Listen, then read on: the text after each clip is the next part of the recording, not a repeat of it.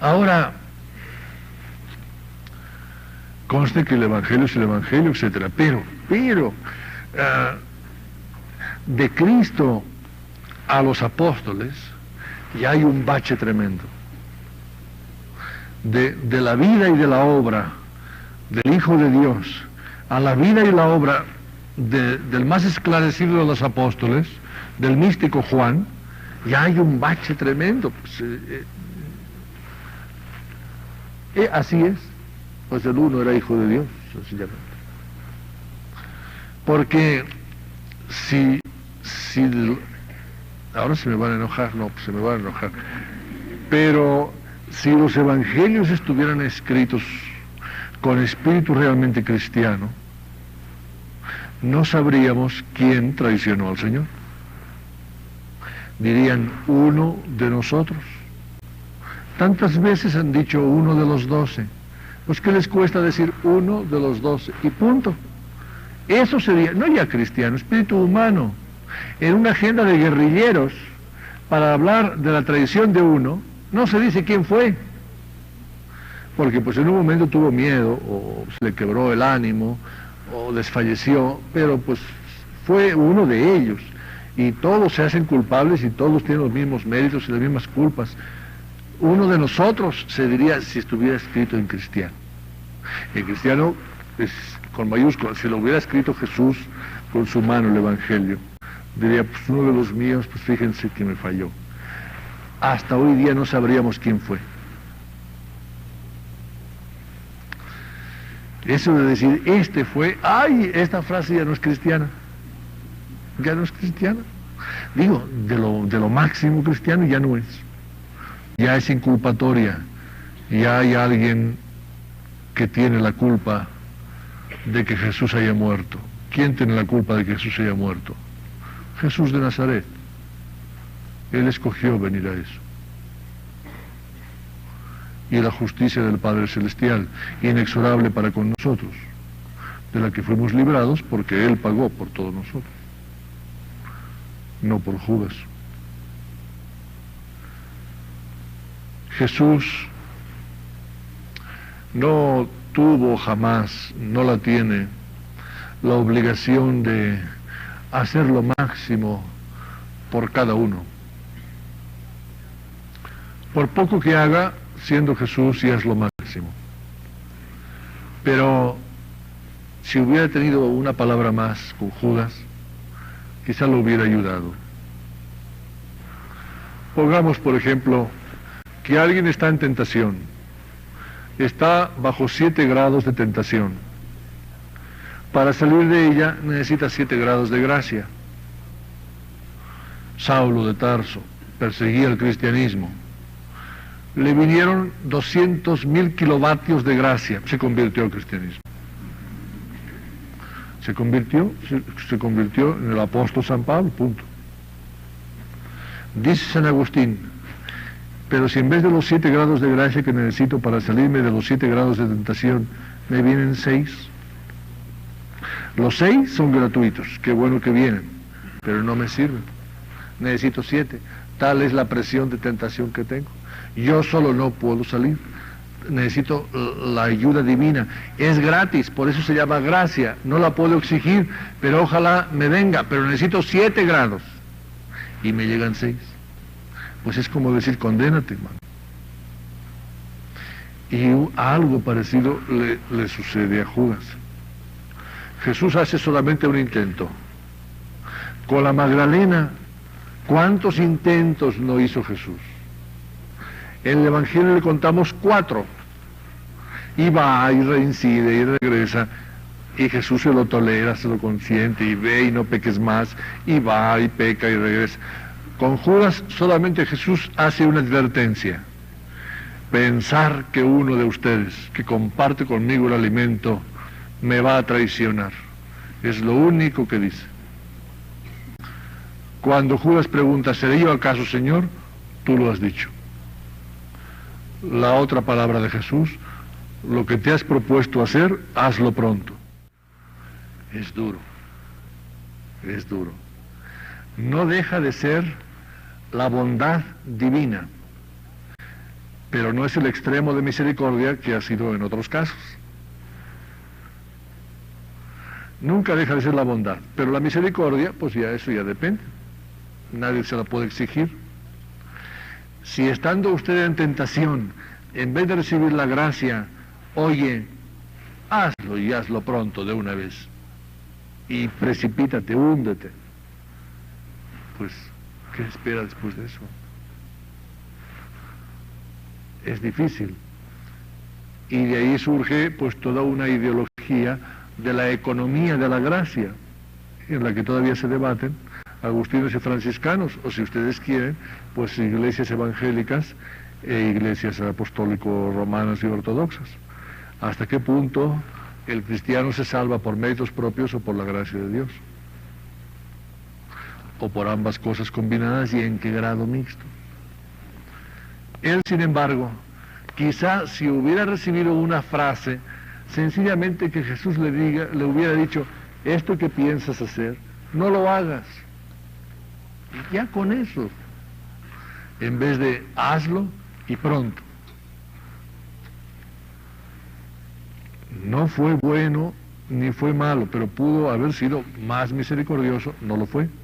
Lo fue, fundamentalmente, no lo fue en demasía. No me miren así, porque yo, al estar en favor del personaje, soy como el ángel, mientras que si fuera el fiscal, sería como el demonio. Entonces sí me podrían ver así. Porque el abogado del diablo es el que habla en contra del personaje, pero el ángel es el que habla en favor. En ese plan estoy yo esta noche. El abogado del diablo, si pudiera hablar esta noche, aduciría, existe en el texto evangélico algo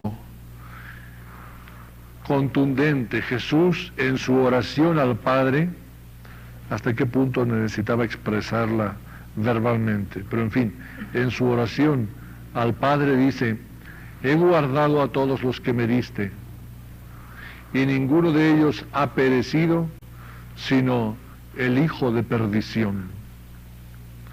Luego significa que Judas está perdido, que se perdió para siempre. Por fortuna Jesús, que en sí es la encarnación del optimismo, porque es la esperanza de la fe, no considera que nadie esté definitivamente perdido, puesto que todo quien ha perecido, eso en lenguaje eclesiástico se llama pecado mortal, murió de la gracia de Dios, se murió, se le acabó la gracia de Dios porque la rechazó. Para ese precisamente ha venido el Hijo de Dios, para rescatarlo y para salvarlo. De tal manera que si hubiera algún cristiano que no hubiera perecido nunca de la gracia de Dios, para ese no era necesario que hubiera venido el Cristo. Pero si un cristiano ha pecado, ha perecido, para él es necesario el Cristo. Luego el Cristo es necesario también para ese que ha perecido traicionándolo. Y cómo gusta Jesús de enfatizar que Él ha llegado para aquellos que estaban muertos, para aquellos que estaban muy enfermos, para aquellos que andaban muy débiles, no para los que se creen sanos ni que creen ir seguros. Y cómo se compara con el buen pastor, que toda su preocupación la tiene en la oveja perdida. En vez de decir se perdió y punto, voy a preocuparme de las 99 que son tan seguras. No le importaba las 99, las dejó abandonadas y noche y día fue por los riscos a buscar a la oveja perdida, al Judas Iscariote. Es el objeto de la preocupación del Redentor, el que ha perecido, el que se ha perdido. Luego la frase no es tan contundente. O es que llamar a una persona hijo de perdición y en el Evangelio, si nos lo vamos a tomar en serio así, palabra por palabra, a San Pedro le llamó Satanás. Y un día que pues no había hecho una de sus barrabasadas, San Pedro, era una cosa mediana que había hecho, y le dijo, apártate de mí, Satanás, porque me escandalizas. ¿Que quieren que nos tomemos al pie de la letra las palabras de Jesús o no? O mejor son metáforas. Que dijo A ese más le valdría no haber nacido. Eso se dice de todo suicida. Es una frase hecha, es un lugar común.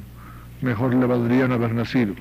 Una vida que transcurrió, si no inútil, por lo menos truncada inexplicablemente. ¿Cuáles pudieron ser los motivos de Judas? Desechamos desde un principio el llamado imperativo profético, que como los profetas lo habían dicho, no. El profeta no es más que un visor. Pro, antes, finí, hablo. Mire, fama, lo que se habla de alguien, finí, la fama. El profeta es alguien que habla antes de que suceda el hecho. Es decir, es una persona que en vez de acordarse del pasado, de repente se acuerda del futuro. Y dice, ay, pues fíjese que va a venir eso. ¿Y usted de dónde le saca? Ah, es que soy profeta. Ah, bueno. Se acuerda del futuro. De manera que el futuro no está condicionado por el profeta, sino lo que libérrimamente se va a desarrollar en el futuro, eso es lo que condiciona el visor profético. Y el profeta ve lo que se va a hacer, pero él no dicta el futuro. Si Judas se hubiera portado de otra manera, el profeta no hubiera visto una traición. Si Jesús, en vez de ser crucificado, hubiera sido muerto a pedradas, lapidado al estilo hebreo, el profeta habría visto lapidación, no crucifixión.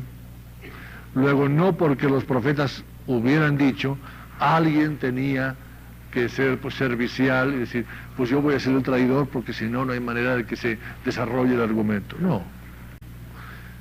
Fue completamente libre. Y también desechamos el argumento de las 30 monedas. Ya por 30 monedas ya nadie mata a nadie. 30 monedas.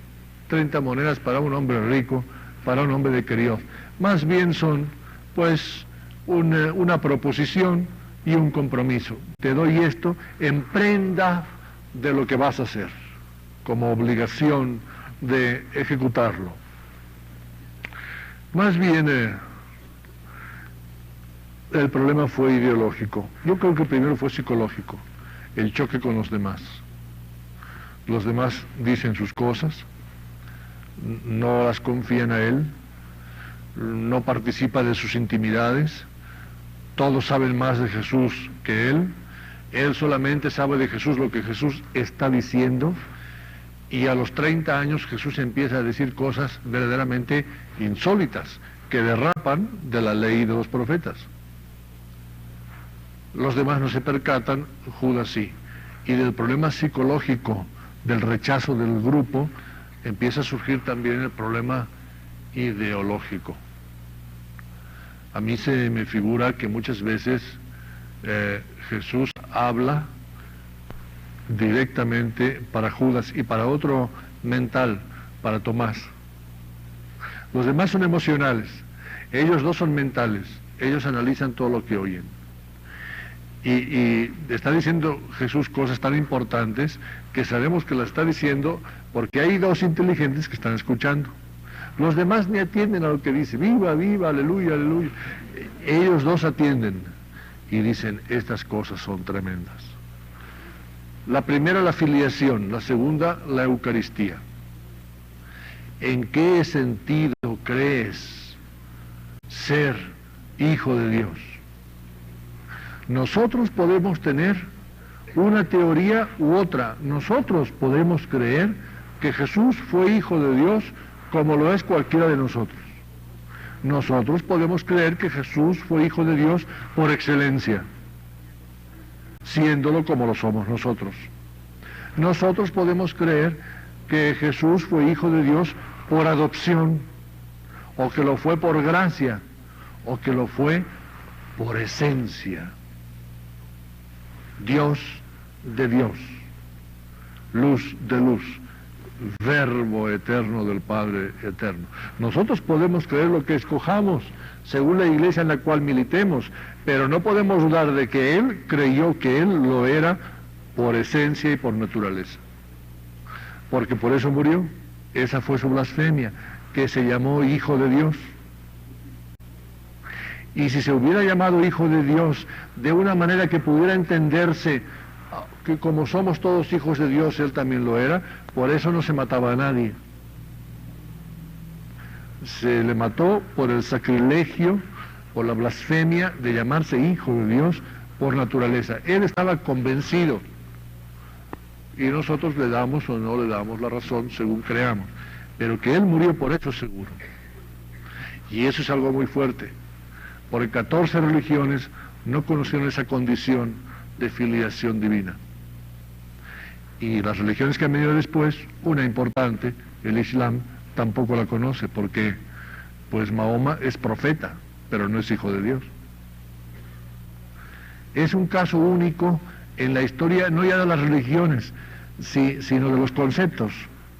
El que alguien pueda ser Dios hecho hombre, pues todavía está batallando la fe con la razón en nosotros.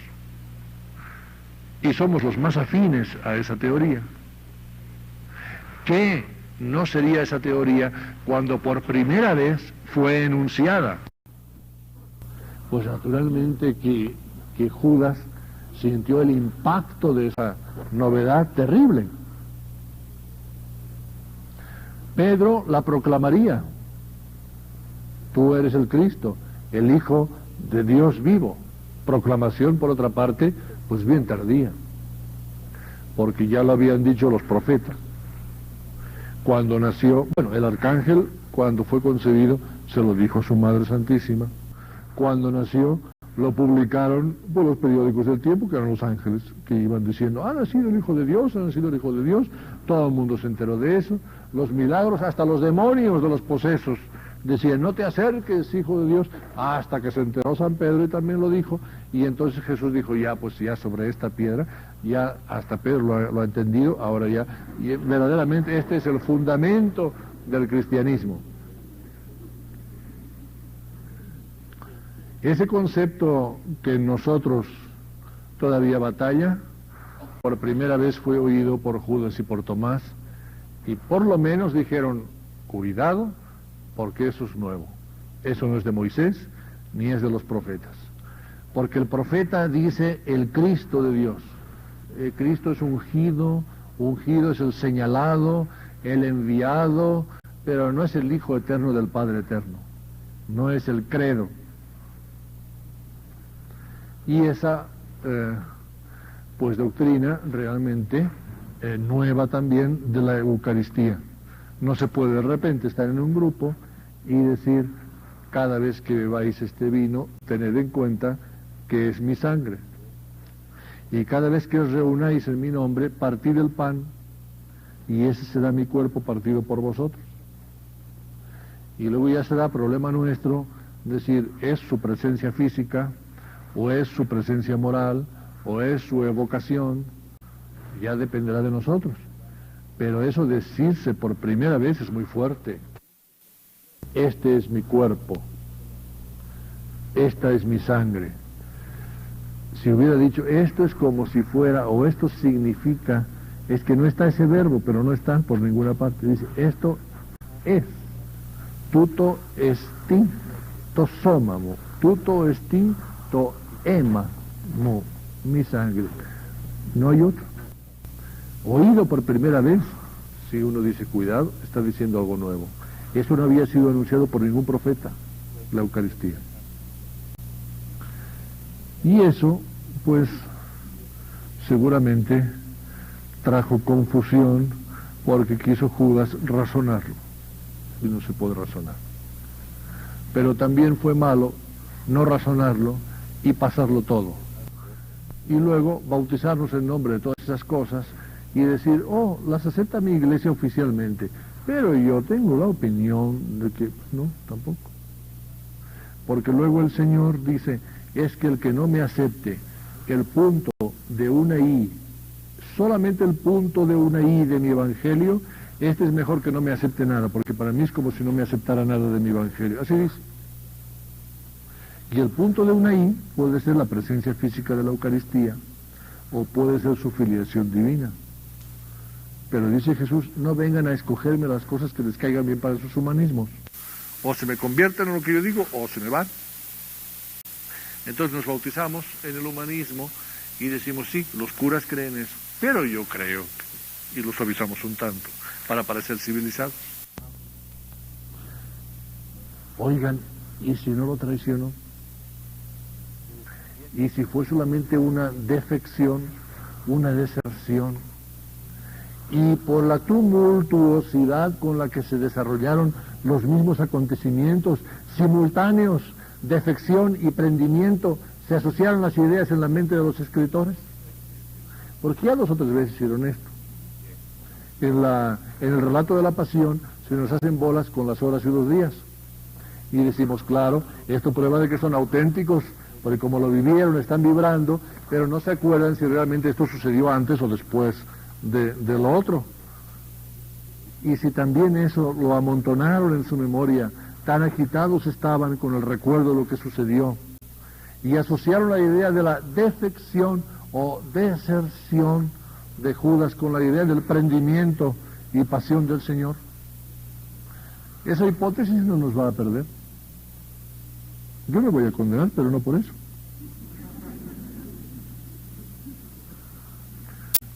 Seguramente fue una deserción discreta, callada.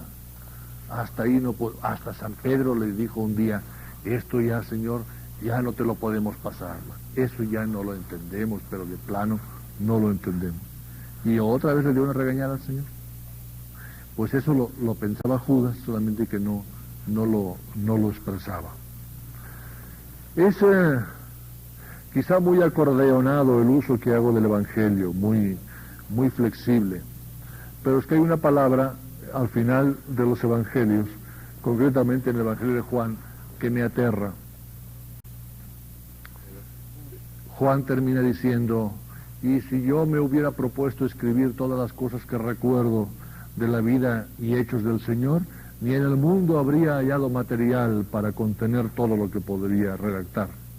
Pero me propuse solamente escribir, pues lo más fundamental, lo básico. Y luego sigue el Evangelio y dice, y nosotros damos testimonio de que Juan dice verdad y de que su testimonio es verdadero. Punto final. Ese nosotros me aterra. Me aterra que alguien le esté dando la razón a la palabra de Dios. Me aterra que alguien haya creído que no se puede acabar el Evangelio sin que él diga, y lo confirmamos con nuestra autoridad, y el viejo tenía razón, Juan ha escrito cosas ciertas, nosotros lo confirmamos. Esto es el principio del clericalismo, es el principio del eclesiasticismo, es el principio del mundanismo en la iglesia, quien quiere darle la razón al Espíritu Santo. Ese nosotros, así como está al final, puede estar detrás de cualquier párrafo del Evangelio, porque ese nosotros puede haberse también sentido con autoridad para modificar cualquier frase que no le convenía. Ese nosotros, un día, algún pontífice leal deberá borrarlo del Evangelio y decir, el Evangelio de Juan termina 4 frases antes, señores, y punto. Y ese nosotros queda ahogado en la historia. Algún obispillo de Éfeso, de Esmirna, que al recibir el Evangelio pensó que debía confirmarlo con su autoridad mínima, minúscula. Ese nosotros nos da miedo. Y por eso también nosotros lo manejamos como sentimos que nos ayuda un poquito. Más, ¿qué se puede decir de Poncio Pilatos? Con una frase basta, ¿verdad? Después de todo lo que hemos dicho de Judas, ¿creen ustedes que se puede decir de Poncio Pilatos nada que le pueda perjudicar? Poncio Pilatos, porque Judas por lo menos, pues fue un tanto inconsecuente, no le cumplió al Señor, fue falto de fe, está bien, pero Poncio Pilatos, si se pasó la vida haciendo su obligación, pues ¿cómo quieren ustedes que reaccione el comandante en jefe del cuerpo militar romano en la Palestina? ¿Qué quieren? ¿Que se ponga a predicar? ¿Que se ponga a bautizar? ¿Que le dé una beca a San Juan? ¿Qué puede ser el comandante en jefe? Él tiene que funcionar a la romana, no puede funcionar de otra manera. Poncio Pilatos tiene que cumplir con su obligación, no solamente ante los hombres, sino ante Dios. Él tiene que ser un perfecto romano, y si no, es un falso ser. Entonces, él se ve enfrentado con Jesús, y él no tiene la culpa, él no se la busca. Jesús había dicho, cuando yo sea atraído hacia arriba, a mi vez todo lo atraeré hacia mí. Significando, dice el Evangelio, la manera en la que habría de morir, es decir, izado, crucificado, alzado. Luego ya sabía Jesús, entre otras muchas cosas, profeta él mismo, que sería matado a la romana, con crucifixión, y no a la hebrea por lapidación. Luego ya era ineludible para Poncio Pilatos enfrentarse a ese muchacho, que ya se había visto a sí mismo ejecutado a la romana. Poncio Pilato, procurador, para nosotros vendría a significar gobernador civil y comandante en jefe de las fuerzas de protección, léase ocupación, romanas en Palestina.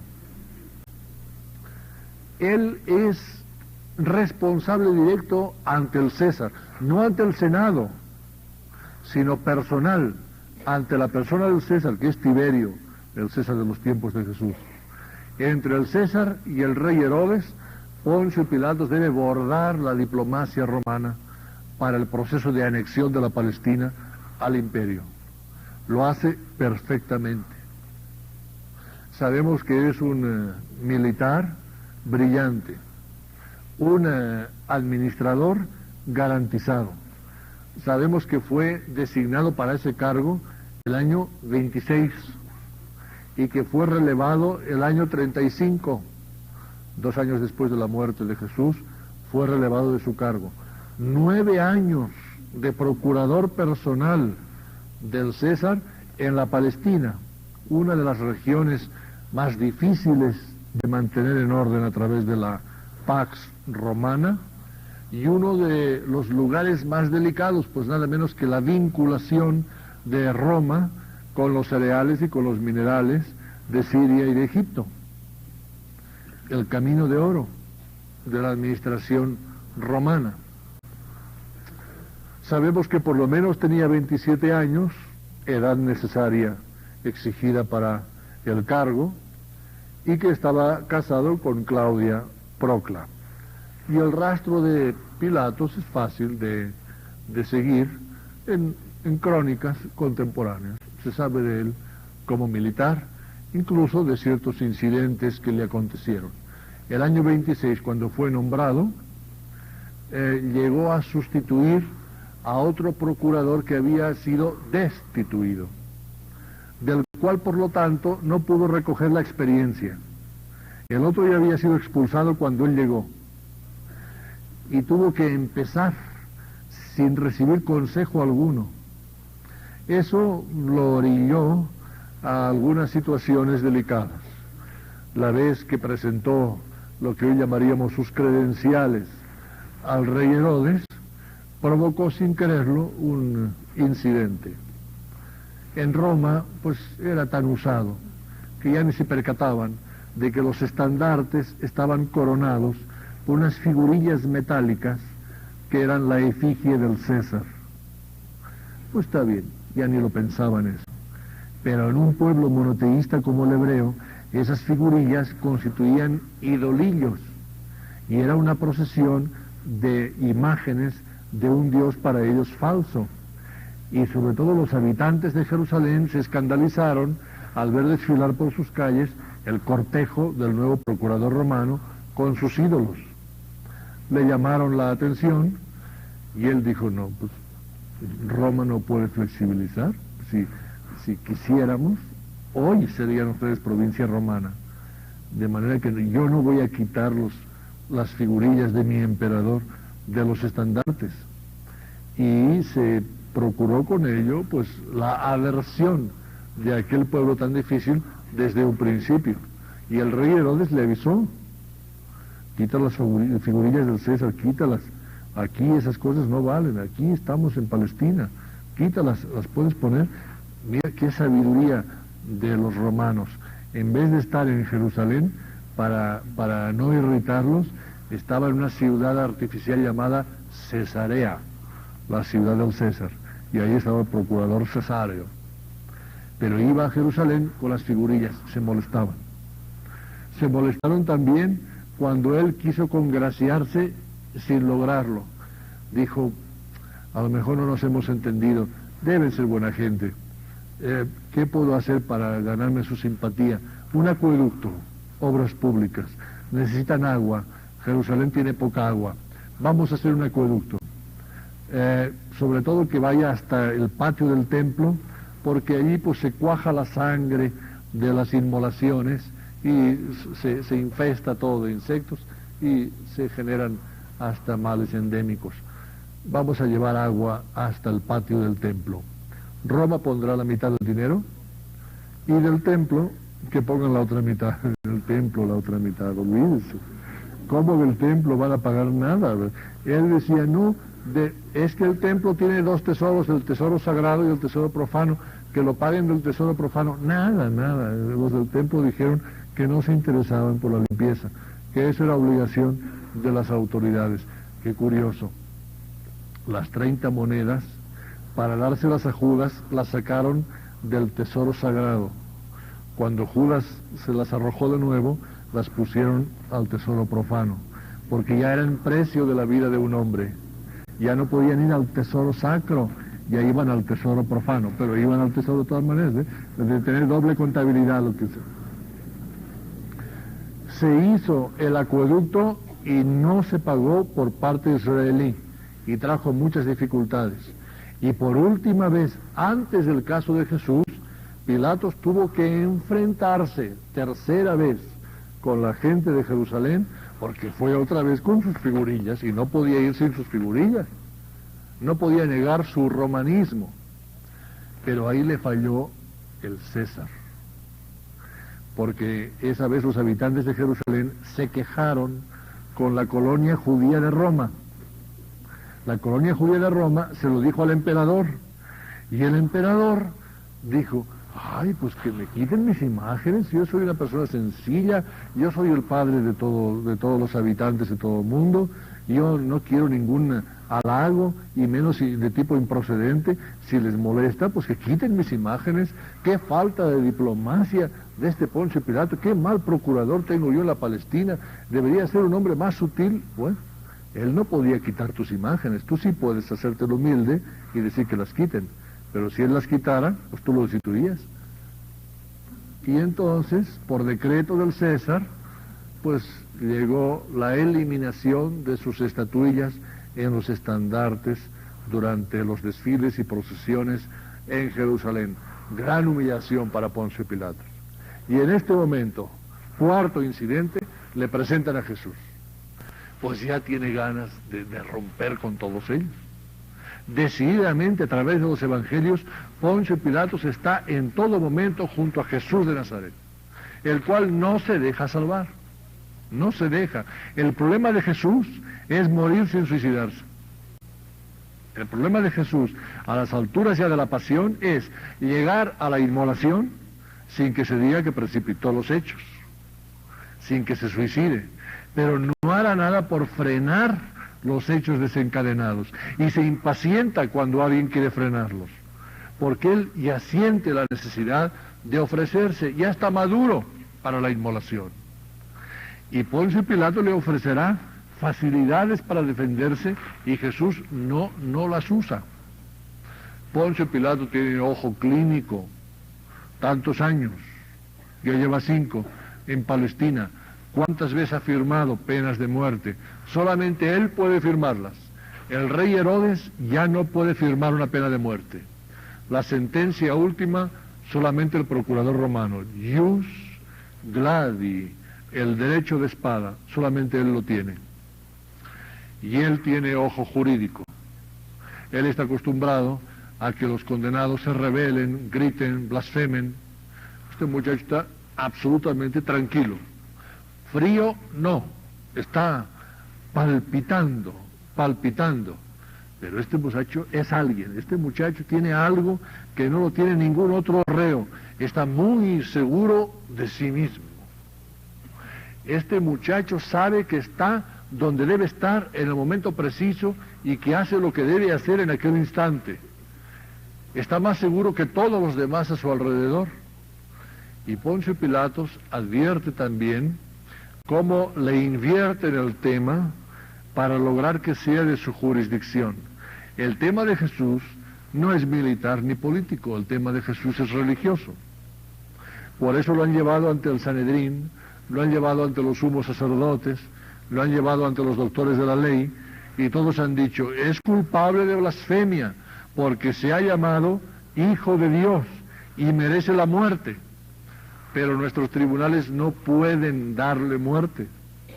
Solamente se la puede dar el tribunal romano. Al tribunal romano no le importará nada que se haya hecho Hijo de Dios. Incluso se va a morir de la risa al procurador romano de saber que también se ha llamado Dios. Pues en vez de 3.084.000 hay 3.085.000 dioses, uno más. ¿Qué le importa al Imperio Romano para enriquecer su famoso panteón? No lo considerará delito. Hay que transformar el cuadro. Y dicen, no, es que se ha llamado rey entre nosotros. Y entonces Poncio Pilato pues tiene que atender al caso, porque ya es un asunto político, pero él siente que empezó siendo un tema religioso y que se lo están endosando políticamente. Y con ello terminamos. Los esfuerzos de Poncio Pilato son evidentes. En primer lugar, todo el mundo acusa a Jesús. Poncio Pilato ve que no hay ningún defensor, y cosa insólita en un juez romano, él asume el papel de defensor. Muy pocas veces piensen que de Roma hemos heredado la jurisdicción. El derecho romano hemos heredado. Hasta en nuestras universidades, por ahí se empieza por el derecho romano. Y que un juez romano diga, si no tiene defensor, yo voy a hacer las preguntas para provocar las respuestas que un defensor diría. Fíjense qué equidad en ese joven procurador. Además dice, ¿por qué no se esperan unos días? Son los días de la Pascua estos. Estoy yo en Jerusalén, invitado por el rey Herodes para las fiestas, para ver los aspectos litúrgicos y folclóricos de sus fiestas ancestrales de ustedes. No me molesten, no me presionen. Terminadas las fiestas, en mi palacio de Cesarea tengo precisamente un salón de audiencias y de juicios. Allá me lo traen y allá vemos su causa con detenimiento. No, en estos días y aquí en Jerusalén. ¿Pero dónde? Pues en una tribuna, en un balcón, seguramente del palacio de Herodes o en la Torre Antonia. Entre el tumulto de la gente tiene el militar romano que impartir justicia como nunca lo había hecho, en un lugar que no es suyo, contra toda tradición, y todo el mundo es culpable de muerte. Espérense, ¿cómo que es culpable de muerte? ¿Qué ha hecho? No, es culpable de muerte, crucifícalo. Nuestras autoridades dicen que debes crucificarlo. Y le dice a él, ¿pero qué has hecho? ¿Qué has dicho? ¿Por qué te traen hasta aquí? ¿Eres tú el rey de los judíos? Es verdaderamente una causa en la que yo tenga que ver, es política tu causa. Eres rey, te quieres hacer pasar por caudillo de los judíos, pasando por encima de la autoridad del César y de Herodes. Y Jesús le contesta, tú lo dices. Es muy propio de Jesús, eso es un jesucismo. Eso se lo dijo también a Judas, ¿recuerdan? ¿Seré yo acaso? Tú lo dices. Esconde una bella ironía, tiene un sentido de humor profundo. Está diciendo lo mismo que dice el otro. Él no lo dice, tú lo has dicho. Tú lo has dicho. ¿Eres tú el rey de los judíos? Puede decir, sí, pero mi reino no es de este mundo. Punto, absuelto. O puede decir, no en el sentido en que te lo están proponiendo, no políticamente. Le contesta, tú lo dices. Es decir, vámonos adelante, adelante, al Calvario, a la cruz, vámonos. Le pregunta otra vez Poncio Pilatos, pero ¿no oyes cuántas cosas están testificando contra ti? Todo el mundo está testificando contra ti. Tú no dices nada en favor tuyo, ya que no tienes abogado. Y Jesús no le respondió ni una palabra. Y lo miraba fieramente. ¿No ves que tengo poder para liberarte y tengo poder para crucificarte? Mira esta mano que imparte justicia, esta mano que señala la paz romana, esta mano puede firmar tu sentencia de muerte. Esta tarde puedes morir si esta mano quiere. Si esta mano se levanta, quedas absuelto para toda tu vida, protegido del imperio romano. Nadie podrá hacerte nada. Responde. Y Jesús le dice, no tendrías ninguna autoridad, ni tú ni con tu mano, si no te fuera tolerado por mi Padre Celestial. ¿Acaso crees que no podría mi Padre enviarme 70 legiones de ángeles para liberarme? ¿Tengo yo necesidad de tu maldita autoridad romana? Eso no se le dice a un juez que quiere liberar a alguien.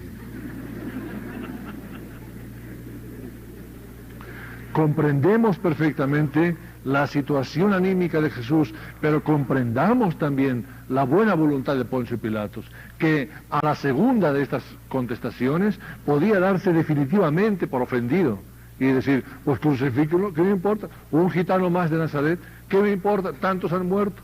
Para una fiesta se crucificaba a 60,000, pues ¿qué importa que se crucifique a uno o a 3? Insiste todavía Poncio Pilato. ¿Pero qué has hecho? ¿Qué has dicho? Jesús, no me preguntes a mí, pregúntale a la gente. ¿No ves que si me preguntas a mí yo puedo hablar en mi favor? Pregúntale a la gente, todo el mundo ha oído hablar de mí. Pregúntale. Pero la gente es la que está diciendo crucifícale. Y finalmente llega la esposa de Poncio Pilatos por detrás del trono y le habla al oído. ¿Cuándo en Cesarea se habría atrevido a meterse en una audiencia para hablarle al oído a su esposo cuando está impartiendo justicia?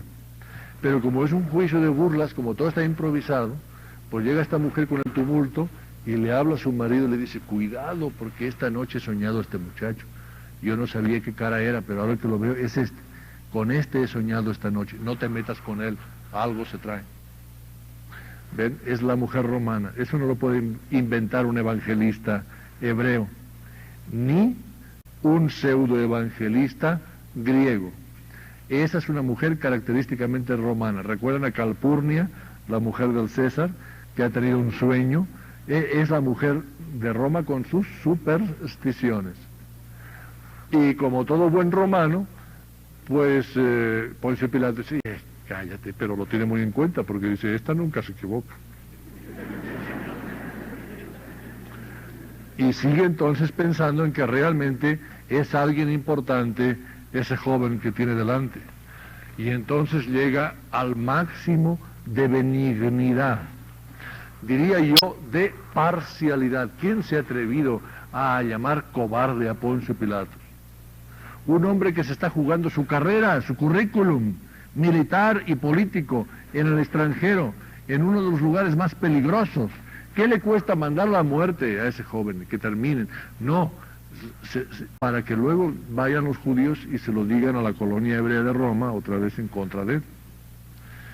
Y él entonces dice, tengan piedad, a mí no me importa, esa fiesta no es mía, no es una fiesta romana, es una fiesta hebrea, que Pascua, que no Pascua, pero ustedes por lo menos tengan respeto a sus propias festividades, tengan un poco de cariño, un poco de amor, de solidaridad humana en esas fiestas. En vez de condenar a alguien, ¿no es más propio del espíritu de la Pascua que demos amnistía a alguien? En vez de crucificar a alguien, olvídense pues de crucificar a este joven y vamos a liberar a un reo. Es más, él también está preso. Si quieren lo liberamos, hacemos así más honor a Moisés y a los profetas que matándolo. Y hay un otro reo, si quieren también lo liberamos. Uno u otro, o Barrabás o Jesús de Nazaret. Anthony Quinn estaba ahí. A Barrabás o a Jesús de Nazaret. Y todo el mundo, a Barrabás, a Barrabás. Y decimos en Semana Santa, qué barbaridad, pero qué pueblo tan pecador, ¿por qué prefirieron a Barrabás y no a Jesús de Nazaret? Hicieron muy bien. Hicieron perfectamente bien. ¿Quiénes dijeron, suéltanos a Barrabás y no a Jesús de Nazaret? Porque él puso como condición o uno u otro. Pues estaba ahí la mujer de Barrabás. Estaban los hijos de Barrabás. Estaban los primos de Barrabás. estaban los amigos de Barrabás y estaban los vecinos de Barrabás, y dijeron lo que tenían obligación de decir. Salvaron a su gente.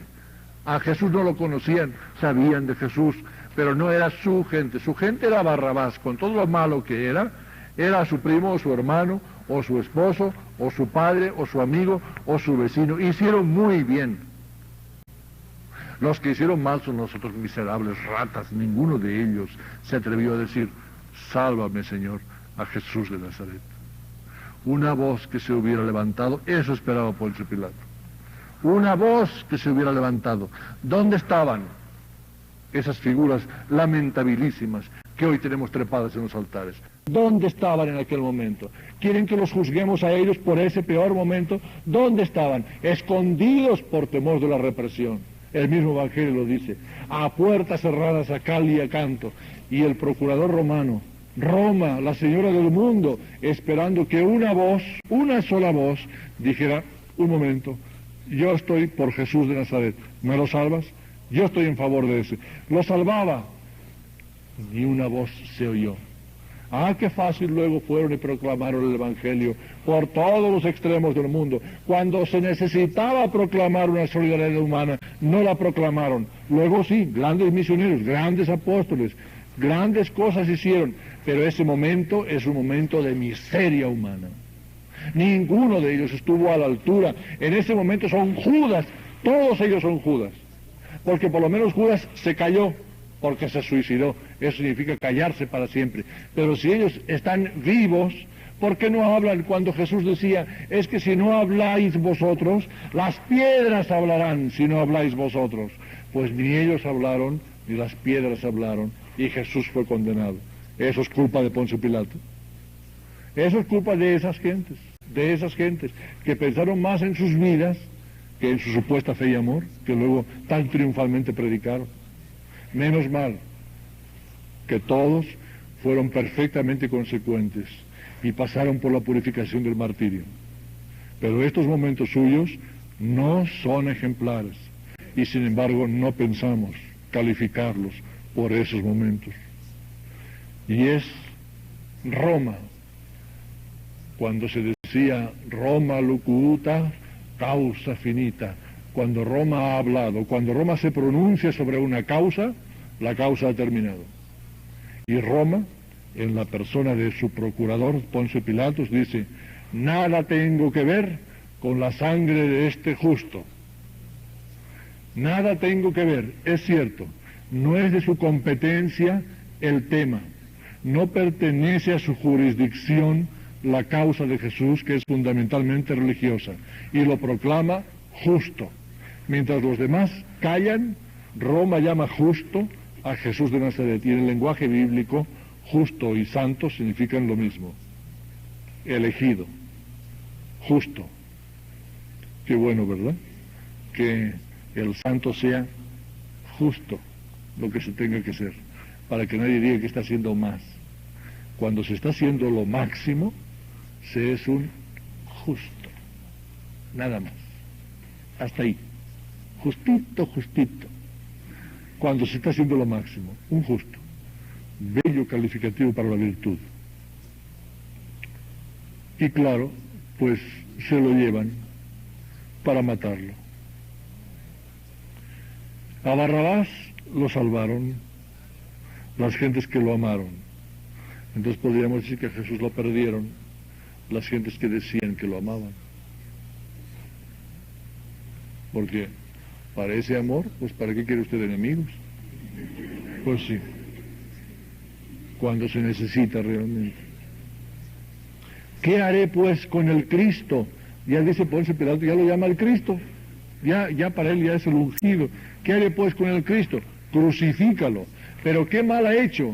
Y entonces la espina de siempre, ahí tiene que doblarse Poncio Pilatos.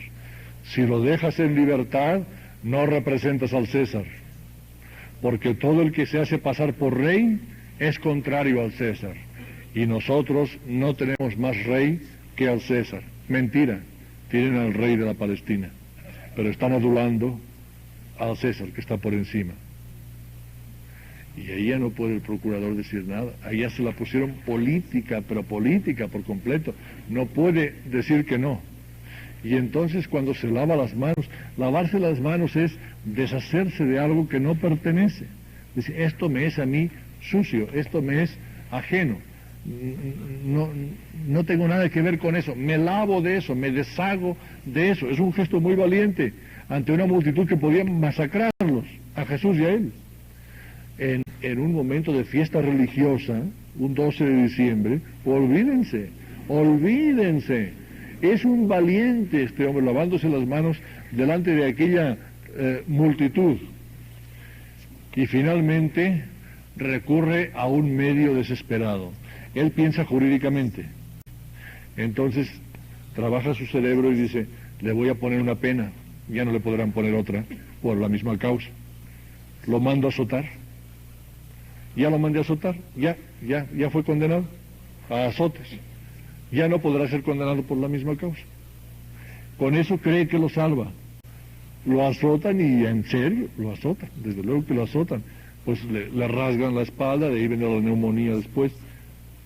Pero después de azotado, dice, ¿y ahora qué queréis? Ya con ese guiñapo sanguinolento en que habéis transformado a ese hombre, ¿qué queréis todavía? Todavía insisten, crucifícalo. Poncio Pilato está diciendo, he ahí lo que era un hombre, y ahora no es más que una ruina. Pero al decir, he ahí lo que era un hombre, creen ellos que se lo está entregando, he ahí al hombre. Es decir, haced lo que queráis con él. No lo está entregando, está ponderando una situación. Pero ellos creen que se lo está entregando. Ahí tenéis al hombre. Y se lo llevan. Morirá Jesús sin orden firmada. La justicia romana no será culpable de ese asesinato. Absolutamente. Quedará limpia, dignísima en la historia. Solo alcanza Poncio Pilato a decir, ya que os lo lleváis, por lo menos una cosa, no, ya no os puedo detener, no se puede detener una horda, pero a una cosa os obligo, le vais a poner en su causa Jesús Nazareno, Rey de los judíos. Y lo vais a poner en vuestro idioma y en el mío y en griego, para que todo el mundo se entere quién fue ese hombre. Jesús Nazareno, Rey de los judíos. Lo vais a escribir en la tablilla de la causa para que quede manifiesto. Y le gritan, no, Señor, no es que sea Rey de los judíos, sino que se llamó Rey, pero no lo es. Precisamente es lo contrario. No es Rey de los judíos, por eso queremos matarlo. Y Poncio Pilatos dice, lo que yo he dicho, dicho está. Roma no puede desdecirse. Yo he dicho que vais a poner Jesús Nazareno, Rey de los judíos, y vaya, se lo pusieron. Lo pusieron en hebreo, lo pusieron en latín, lo pusieron en griego. De tal manera que es Roma la que está llamando rey, es la autoridad delegada del emperador la que está reconociendo realeza en Jesús de Nazaret. Seguramente para Poncio Pilatos no fue tan importante el suceso de Jesús. Anatole France, en una obra que se llama El Procurador de Judea, nos presenta a Poncio Pilato, ya anciano, retirado de la vida política y militar, en su villa del suroeste de Italia, recordando con su esposa, también ya muy avanzada edad, Claudia Procla, algunos sucesos de los años difíciles del servicio en Palestina. Y acaba Anatole France diciendo, Poncio Pilatos, oye mujer, ¿no te acuerdas un día en Jerusalén un joven impertérrito, indomable, fiero, pero limpio? ¿Qué se hizo del día? No me acuerdo. ¿Se crucificó? ¿No se crucificó? Claudia Procla dice, sí, me parece, más o menos. Diciendo Poncio Pilatos, oye mujer, ¿no te acuerdas un día en Jerusalén un joven impertérrito, indomable, fiero, pero limpio. ¿Qué se hizo del día? No me acuerdo. ¿Se crucificó? ¿No se crucificó? Claudia Procla dice, sí, me parece, conociendo realeza en Jesús de Nazaret. Seguramente para Poncio Pilatos no fue tan importante el suceso de Jesús. Anatole France, en una obra que se llama El Procurador de Judea, nos presenta a Poncio Pilato, ya anciano, retirado de la vida política y militar, en su villa del suroeste de Italia, recordando con su esposa, también ya muy avanzada edad, Claudia Procla, algunos sucesos de los años difíciles del servicio en